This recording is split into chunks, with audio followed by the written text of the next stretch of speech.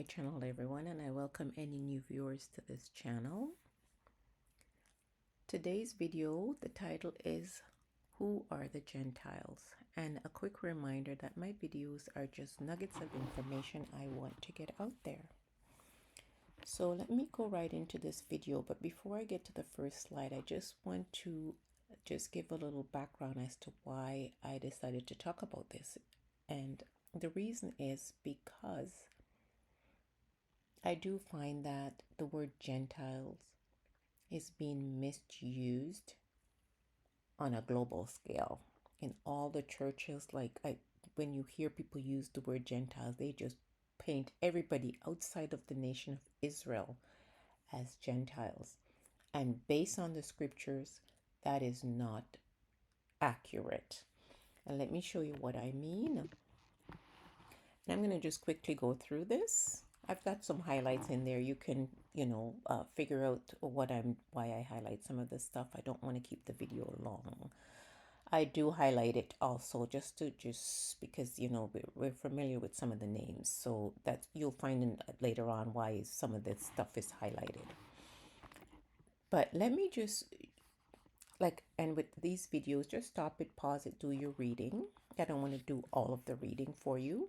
Most of the videos I do is to get people to, I'm really trying to encourage Bible study.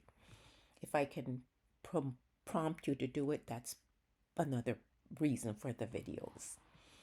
So I'm just gonna get into this right now. So it says here the sons of Japheth. So it lists there's the sons, and what I want to get across is when it does the summation of the children, it tells us, by these were the isles of the Gentiles, divided in their lands, everyone after his tongue, after their families, in their nations.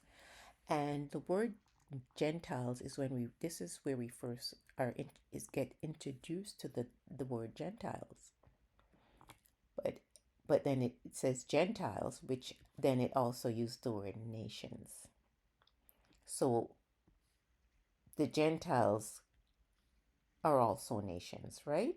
So in their nations, but there's a reason that the word Gentiles is just giving a term and a name to a group of peoples.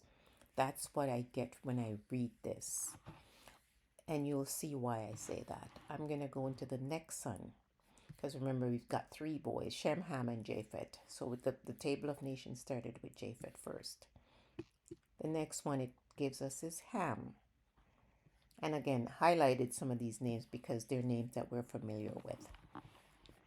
So it gives us the children of Ham, the descendants of Ham. And here's how it summarizes all of the children of Ham.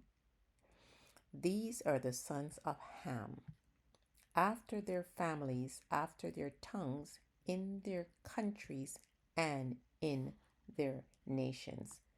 See the difference? They're only called nations. The word Gentiles is not used to describe in this. It's not used in the summation of all of the children of Ham. That tells me, as a critical reader, I can't call these children Gentiles because the scripture didn't give me the reason to do that, and it didn't call them that. Scripture didn't call them Gentiles. Why am I going to assume they are? Why am I going to lump them in when we were told who Gentiles are? That's what I want to highlight to people. And I'm just going to say the same thing. The next son we're given, Shem. Let's jump to the bottom of this family of Shem.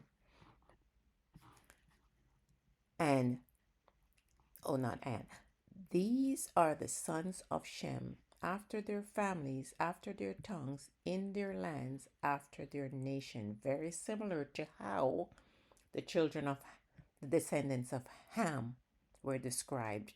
Again, no mention of the word Gentiles here. None at all. But you know what people do with the word Gentiles in Christianity? They separate the Israelites as this nation, and everybody outside of Israel they call Gentiles. That's not the original terms of the word Gentile. Based on the Bible that we all read, the people that are the Gentile nations are the people and descendants from the sons from the son Noah's son Japheth. They are the Gentile nation. We cannot add to anything the Bible tells us.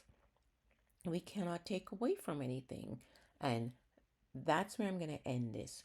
The Gentiles are the children of Japheth, who were separated from the children of Ham and Shem. I thank you for watching.